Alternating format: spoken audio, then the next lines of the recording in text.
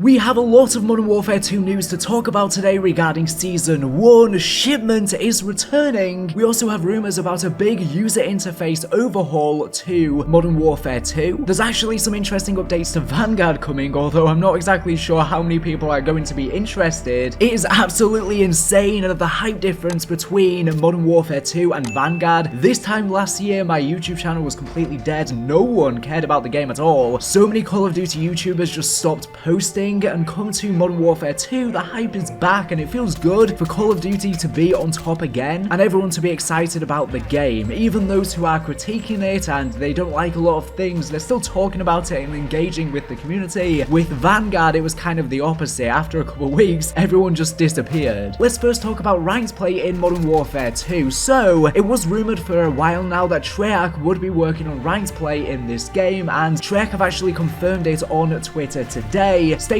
ranked play arrives in Modern Warfare 2 in 2023, and we are working with our partners to deliver competitive modes, ranked skill divisions, visible skill ratings, top 250 leaderboard, competitive rewards, and more details to come. The leaker, the Ghost of Hope, has previously shared some details on how ranked play is going to work in the game, stating that there will be a feature that shows in game when you are on a hot streak. If you win 3 consecutive games, it will show up. You can progress it even farther by winning more games, only disappears after 48 hours or by losing a match. When a new season starts, you will start 1 skill division lower than where you were in the previous season. You will also be at tier 1 of that skill division. Diamond 1 is the highest starting division and tier possible. Adjustments will be made based on winning or losing, personal performance and margin of victory. Treyarch haven't confirmed when ranked play is going to be coming to the game. Apart from that, it will be in 2023, so I would expect it maybe early springtime in March, April or May. Hope says there'll be a find a party setting with preferences you can set. You are able to set in-game communication, voice ping, voice plus ping, and options, main language and primary playstyle / secondary playstyle, competitive or objective as options. He says he saw this attached to ranked play, but he assumes it'll be a feature for Warzone 2 as well. I wonder if Warzone 2 is also going to get a ranked play. I don't think so though. I don't think Infinity Ward are working on that, and Treyarch are probably too busy working on ranked play and also their next game and future projects. They don't really have time to then also be working on Warzone ranked play and carrying Infinity Ward's title. It is really weird that Treyarch aren't on the disc of Modern Warfare 2, even though they are working on ranked play and they have also worked on the camo unlock system. They are in the credits for the game, but they definitely should be there on the disc because Sledgehammer Games are credited as well, so why aren't Treyarch? Some people are annoyed that ranked play is a little bit far out, but at least it is coming, and this is going to be the first Infinity Ward title with ranked play, and what's more, Treyarch are the goats and they know what they're doing with it, of course, but considering Modern Warfare 2 is apparently going to get a full 2 years of post-launch DLC support, with Treyarch's next game not being until 2024, it means that even with this delay, you're going to get plenty of time where it's still the mainline Call of Duty. But whilst we're waiting for ranked play, Treyarch have stated in the meantime, players can throw down in the CDL Moshpit, arriving at the start of Season 1. We will have more details about what and where you will be playing closer to launch. As ranked play moves forward, we'll begin retiring Black Ops Cold War League play and Vanguard ranked play this month. Players should grab their remaining rewards by November 22nd in both titles. The success of these modes has directly contributed to the future of ranked play. We sincerely thank you for all of the data, feedback and time played that was collected over the past 2 years. We look forward to sharing more. So I can't wait for them to give more details. It probably won't be for a little while yet though. And it is good to see that ranked play has been successful in the last few Call of Duties. It shows that there is a substantial hardcore audience for Call of Duty and the games aren't just having a bunch of casuals playing like people think, because Modern Warfare 2 has been catering to casuals a lot, so people just think that's just the majority of the player base. But in order for ranked play to be successful, that just proves that there is still a substantial hardcore audience there, no matter how much complaining you see on Twitter. Considering ranked play is being discontinued in Vanguard and Cold War, Sledgehammer Games actually issued this statement saying gear up for Vanguard's postseason as updates to player progression, the battle pass and more begin to roll out in the coming weeks. In postseason, your season level will persist and the cap will increase to 2,500, allowing players to reach all 23 prestige levels. Additionally, all seasonal challenges will be made available to complete at any time. Once the postseason begins, the battle pass will be disabled and all tier skips will expire. But don't worry, all weapons debuted in the battle pass will remain available to unlock via an in-game challenge. They also posted a blog post, which I will have linked in this video's description, that goes way more in depth on these postseason updates. This video is mainly going to be focused on Modern Warfare 2 since I don't think there's that many people still playing Vanguard, so just check out that link down below if you want to learn more details. But it seems like Vanguard will be the very first Call of Duty game where where you're going to be able to level up all the way to 2,500. I don't know who's going to be doing that though when Modern Warfare 2 is the current game. I agree with Hope's statement that the CDL playlist in Season 1 to transition into a fully fledged rank mode later on in Season 2, although it's not confirmed Season 2, it could be Season 3, but Season 2 could be likely, is such a W. Lets people learn how 4v4 works, how maps play, etc. without worrying about seasonal rank. Considering the Battle Pass is getting disabled for Vanguard and also Warzone 1, this brings us onto the rumor from before release that potentially Warzone is going to be renamed to Warzone Caldera, and that's going to be the only map in the game with the Resurgence maps, Rebirth Island and Fortunes keep getting removed. That is just a rumor, but if that happens, it would be Activision trying to force people to play Warzone 2 instead, which is very predatory and manipulative. And it's unfortunate because Warzone 2 is only going to have Al Mazrah on launch, and there's probably not going to be a Resurgence map for quite some time, maybe like 6 months after. There are rumors that there is one in production, but of course it's going to be a little while to wait. I do wonder if the Resurgence map could be this island with a castle on it in the distance of Al Mazrah. Maybe that could be its own little map released later on. Call of Duty did actually send out an email to everyone regarding the seasonal prestige system. As you know, there's actually going to be a new Battle Pass system coming in Season 1. We don't know how that's going to work, but the seasonal prestiges are going to be returning, and we actually have the icons for them now showcased within this email, and they seem to be differentiating between your rank and your prestige. So you might have two icons for both displaying on your operator profile in the game. I do hope they figure out a better way to do seasonal prestiges in the future though, but this is a nice little quality assurance update. In my last video where I was talking about Season 1, I was talking about how raids are coming in Season 1 Reloaded on December 14th, but at the start of Season 1, on November 15th/16th, there are actually apparently going to be more Spec Ops missions, which I'm looking forward to. I was speculating about how there might not be some, because obviously the game's only released with 3, which is definitely not enough for a launch, so I'm hoping Season 1 brings at least 3 missions, because 3 is ridiculous for a launch. I think Spec Ops is pretty decent this year, but it's just severely lacking content. In addition, Season 1 for Modern Warfare 2 is going to be seeing a World Cup event. Of course, the World Cup is starting on the 20th of November, and there are actually operators coming to the game, such as Pogba and Messi, and the Uplink mode has been found in the files of the game, and I'm wondering if they might release it in Season 1 with this World Cup event, but just replace the ball with a football. Of course, this is just like capture the flag. You bring the ball from one side of the map to the other. It was in Advanced Warfare and Black Ops 3. They also had a variant of it in World War 2, so that was boots on the ground, so that'll be how it works in Modern Warfare 2. A very fun mode though. This World Cup event will be in Call of Duty Mobile 2. They've actually started teasing it over on their Twitter account and social media. The operators will be coming to COD Mobile 2. There is also a rumor coming from Ralph's Valve that there is going to be a massive user interface overhaul. Of course, Modern Warfare 2's had one of the worst user interfaces ever in Call of Duty history, which is ironic considering Infinity Ward literally hired expert ex-Hulu UI designers, but that is why the user interface clearly looks more like a streaming service than a game. It just doesn't work well for a game at all, and is very counterintuitive. Everyone's been complaining about the user interface, and Ralph is claiming they're going to change it. I just want to come out here and say I don't believe this rumor. I think it is false. People have also made concept art of how they think the user interface should work. The reason why I think it's fake is I think Ralph has been BSing for a very long time, and after the recent leak of Advanced Warfare 2, which Charlie Intel and others came out and said was completely false, I now just don't know what to believe, and I don't believe him at all, because if we look back at all his old leaks for Modern Warfare 2, only about 10% has been correct, and that's because he clearly had some people giving him actual information, but there is a group of leakers that all share information, and he had been getting a bunch of information that others were getting too, but he's just been posting way too much that's been so off base lately, and even at the start, stuff was really off base. He was wrong about so many actors in Modern Warfare 2, the old woman Easter egg, that DMZ would be a fully horror experience. He also said there would be a map editor and a theater mode, but they're just completely nowhere to be seen. So many features in the campaign just aren't there, like a moral system, and I understand that stuff changes. Of course, I used to leak stuff too, but usually when stuff changes, you can still get a good track record of whether someone is telling the truth, because they usually have very specific pieces of information that no one else could know, like map names or weapons, or they might do their own diagrams of maps. But with him, there isn't really that much concrete. I think he has a little bit of real information, and then he just makes educated guesses all of the time. You need to really have, in my book, at least 60% correct to get good credibility, and he, as I was saying, I think is less than 10%, honestly. And even 60% is a very low number, but that's just because because game development does change so much, so that's why the number has to be so low. Even that number alone makes you somewhat credible. It also just doesn't make sense to change the user interface, although it's really annoying. Typically, they don't bother changing things once they are in development because it's just too much effort for them to do. By the time they're in the post-launch seasons, they are just focusing on releasing content to the game. If they then have to worry about the user interface, that's just going to be too much for them, because slight tweaks to the user interface can completely break the game and cause more crashes, and the game's already crashing a bunch as it is. If they try and change the whole way the game is displayed to us, it would just require too much effort. Everyone hated the HUD, for example, in Black Ops 4 Zombies. They never bothered changing it because it just wasn't their main focus, because they were just focusing on content in its post-launch. I just don't think they're going to change the user interface no matter how annoying it is, because it's not their top priority. Their top priority is just making the base game work itself and getting content out. Before I get into the rest of the juicy information, I just have a quick sponsored message to share for you.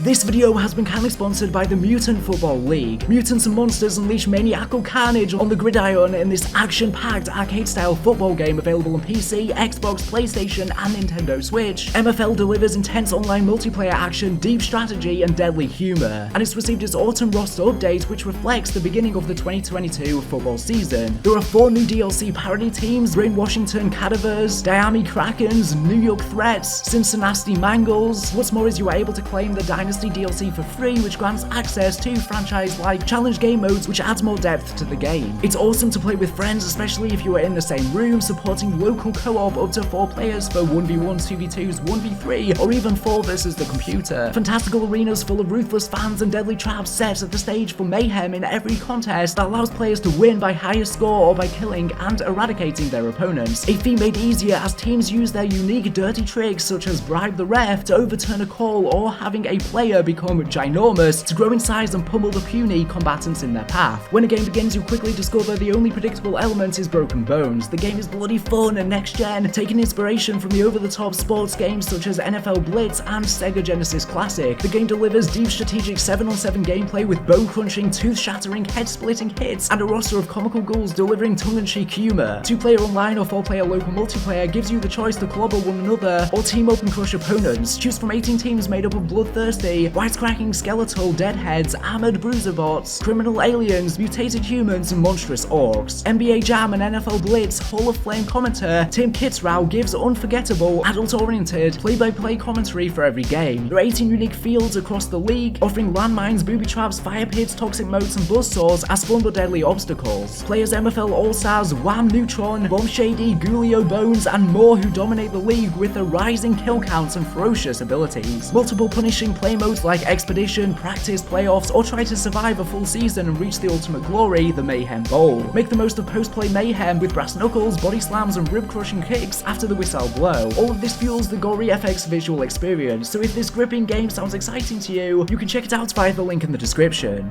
Okay, so the final thing and the most exciting thing I want to talk about is that we have a bunch of new details on returning maps that are going to be a part of Al Mazrah, as the Ghost of Saba has managed to load into the full Al Mazrah map. Now, of course, there's sections of Al Mazrah that you can play within ground war maps, and people have been able to escape out of the maps in spectate mode to get a look around the map, but they're very low resolution, so they couldn't get a good look of things, but we've been able to get a better look. Of course, people played Warzone 2 early, but they didn't get to get a full look at the map and figure out all of the remakes. Of course, we know the map is going to have remakes of such maps as Terminal, High Rise, Rust, Newville from the very first Call of Duty. We also have Quarry, Storm is back from Modern Warfare 2 as well, Dome that we can already access early within Defender, Mount Zaya in Spec Ops, but Ghost of Saba has booted up the game and he's been posting loads of images on Twitter, and Shipment is going to be one of the remade sections inside of Al Mazrah, but it's going to literally be on a boat this time. Get it? Shipment? Infinity Ward do be crazy with these puns. So it's just going to be on the bottom of the map, and there's a bridge from the mainland, from the port over to the boat. Of course, there's now swimming mechanics in Modern Warfare 2 and Warzone. This map, I'm sure, is definitely going to be released as its own 6v6 map in Modern Warfare 2's multiplayer. I am sure of it, because literally, they don't need to make any changes to this map at all to release it to 6v6. Unlike the other remade maps inside of Al Mazrah, they kind of have to make adjustments and corner things off because they are part of the main map, but because this map is literally separate from the main map and you get there on a bridge and it's on a boat, they could just release this easily to the regular 6v6 6v6 multiplayer, and I think they're going to do that. We do know that there is a classic remade map coming in Season 1 to Modern Warfare 2. We don't know what that is, but I bet there's probably one of the ones that is already in Al Mazrah. They are definitely going to be releasing a lot of the maps that they've remade in Al Mazrah as 6v6 maps too, so they can get the most out of their content. There is another map that he's been showcasing on Twitter, which is actually Afghan, a classic map, and it is back in Warzone 2. Now, I know this map was leaked to be a part of Al Mazrah a while ago, but once again, when the YouTubers and influencers got to play Warzone 2 early, I don't think they ever actually found this section of the map. I tried looking on YouTube for videos and I just couldn't find anyone showcasing the Afghan section of the map. There's plenty of people who checked out Terminal and High Rise and also Quarry. The Ghost of Saba showcased a bunch of shots of locations we already know exist within Al Mazrah, such as Storm. We can see the inside of it. Again, I think this map makes perfect sense to release as a 6v6 map. We also get to see Terminal back again, and we can see the Burger Town, and he showcased a bunch of the other remakes like Quarry and High Rise. But again, we've already gotten substantial gameplay of these remade sections from those people who played early. The Ghost of Saba did post a bunch of information regarding DMZ2. The description is: choose where your squad will infill in the DMZ, only bring what you need. When you die in the DMZ, you lose all your gear and loot